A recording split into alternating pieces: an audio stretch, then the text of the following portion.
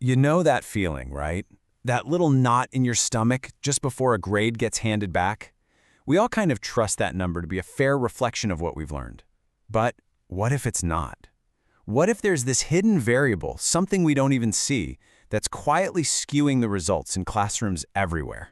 I mean, what if your grade didn't just depend on your answer, but on, I don't know, whether your paper was the very first one graded, or the 50th one in a giant stack? And look, this isn't just some hypothetical question. This is a real, fundamental challenge that's kind of baked into our education system. Okay, and let's be super clear about this from the get-go. This is not about blaming teachers. Teachers are absolute heroes, plain and simple. What we're talking about here is a systemic issue. These really subtle, unconscious biases that, affect all of us. But in the classroom, they can have a really outsized impact. So it often starts with things we can all totally picture. You've got the messy handwriting penalty, right? Where a student might have a brilliant answer, but it's just a real struggle to read. Or what about the simple fatigue factor? I mean, come on, the 50th paper is never going to get graded with the same fresh eyes as the very first one. And then there's this thing called the halo/horns effect, where a teacher's overall impression of a student might subconsciously push a borderline grade one way or the other. Now, none of this is intentional, but the consequences, they are very, very real. Okay, so just take a look at these two answers for a second. The math, the logic, the final solution, they are absolutely identical. But our brains, right, our brains instinctively see the neat one as clearer, maybe even smarter. The scrawled one, it just feels like more work to get through. So if there's a tough call to be made, a borderline grade, which one do you think gets the benefit of the doubt? Yep, that's the handwriting penalty right there in action. But here's the thing. This isn't just some abstract academic exercise.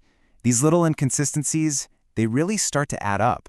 And their impact, it ripples out way, way beyond just a single test score.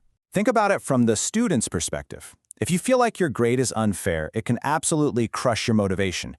And over time, those points, they build up an academic record. And that record is what opens or closes doors to future opportunities. This is exactly how tiny inequities can snowball into big ones, and it's how students can start to lose trust in the very system that's supposed to be there to help them learn. So the problem is definitely real and the consequences are super serious. But what if technology could actually help?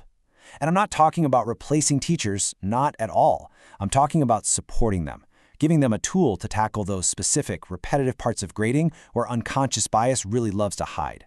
I mean, get this. An AI-powered tool can save the average teacher more than 100 hours a year. 100 hours. That is a massive, massive win against teacher burnout.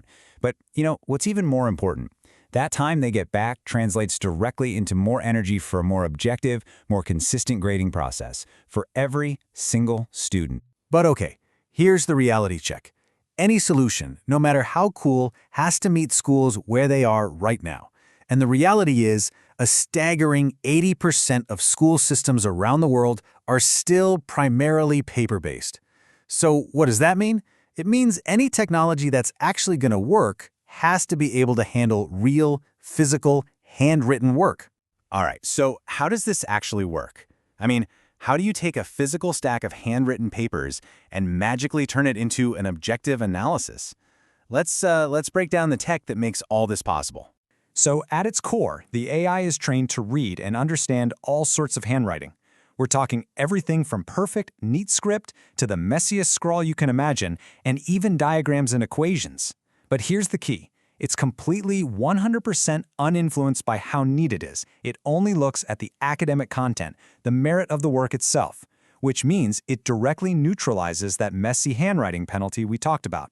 And when you put the two methods side by side, the contrast is, it's pretty stark. With conventional grading, consistency can go up and down with fatigue, and objectivity can get swayed by those personal impressions.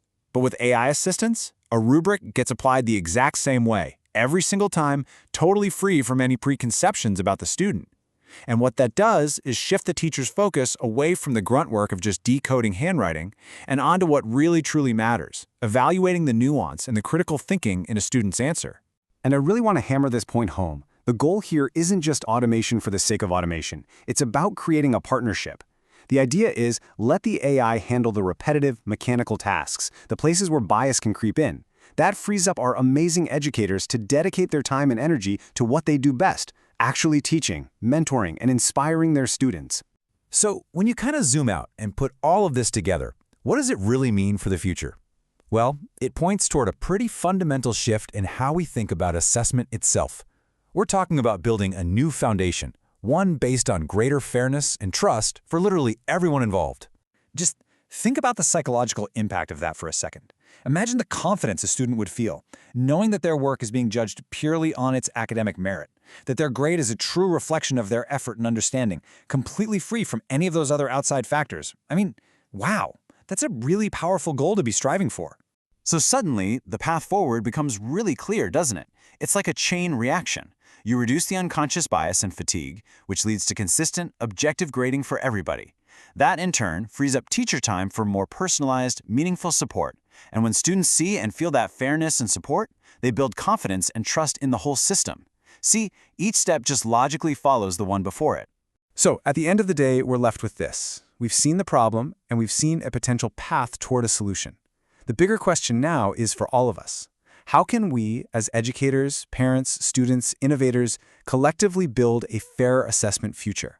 How do we work together to create a world where every single student's grade is as fair as it can possibly be?